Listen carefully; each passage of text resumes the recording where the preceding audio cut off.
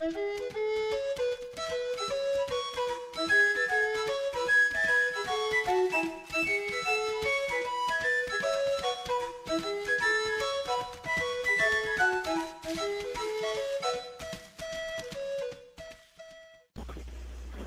is Mike Tolliver with Hot News, and we're talking to John Louie in Singapore. John, can you hear me?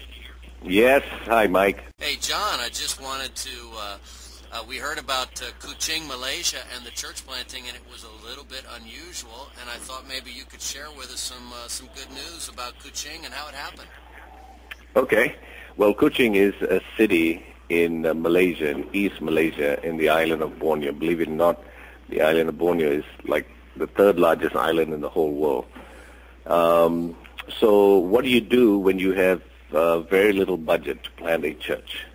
So what we decided to do was go by faith, and with about 900 disciples in Singapore, we had each region has about 200 disciples.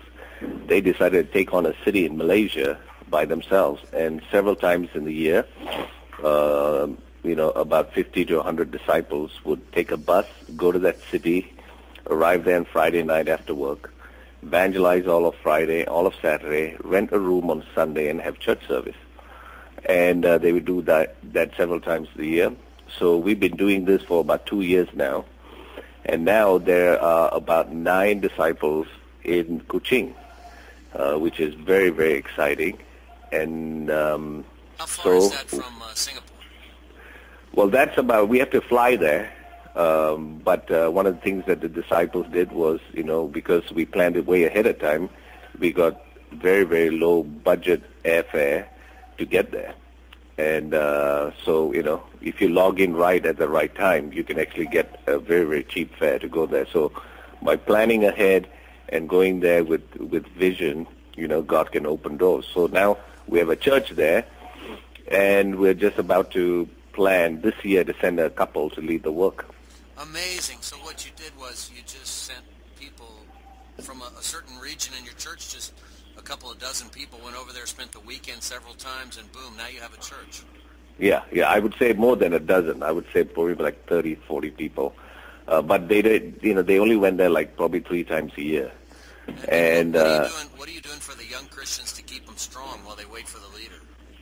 Well, what we do is we have an IT, set up, an IT infrastructure set up where our sermons on Sundays can be broadcasted to the church there. So those 9 disciples, they come to the living room and they plug their phone line into a broadband and open their laptop, and they can be part of our worship service in Singapore live.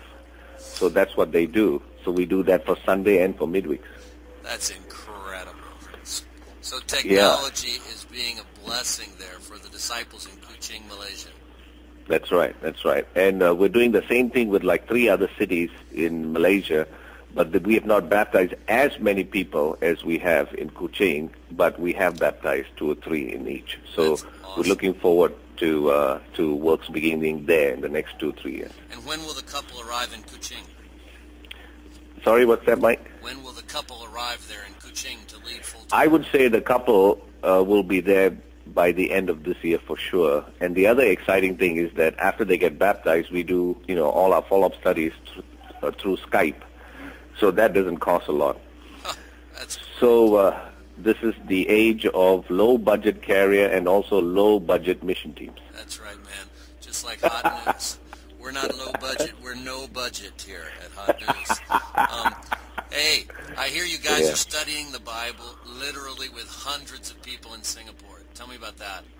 Well, what we decided to do about 2 or 3 months ago, we decided to step up our faith and our expectations, and we called on every disciple in our church to set up either a study or an appointment with a non-Christian once a week. And so that's what we did. So, all the leaders decided to take that challenge on board. So everybody is right now out there, reaching out to a non-Christian at least once a week. And that means either studying the Bible or spending time with them, playing a sport or serving them, just doing something to be outwardly focused.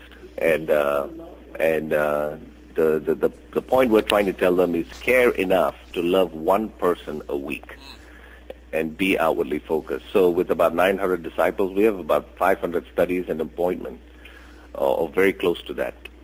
So that's exciting, and we actually feel we can go higher with this. And likewise in Jakarta, they have about 1,400 disciples. They have about 700 studies and appointments going around. So that's very, very exciting. And that's good news. That's great news. That's hot news. So, John, thank you very much. And for many years, we've appreciated you and Karen and your faith and the great church in Singapore. All the best to you and to your family. All right. Thank you, man. And likewise, keep Hot News going. Hey, take care, man.